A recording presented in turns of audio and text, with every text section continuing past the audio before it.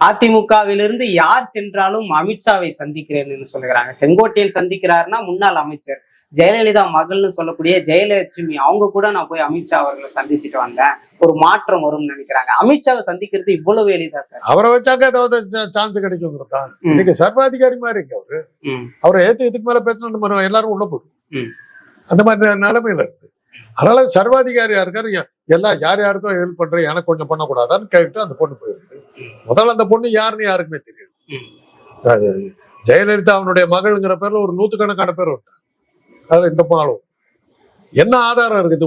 அது சொல்லுதில்ல, ஒரு DNA test பண்ணா முடிஞ்சு போகுது. யாருன்னு தெரிஞ்சு போகுது.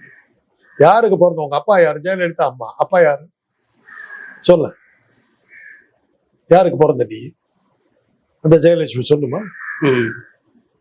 சொல்லு. ஜெயலலிதா உங்க அம்மா, சரி ஒத்துக்கிட்டோம். அப்பா யாரு? அப்படி இருந்தாக்கா அந்த அப்பா அவனுடைய மற்ற வாரிசுகள்லாம் இருக்காங்க.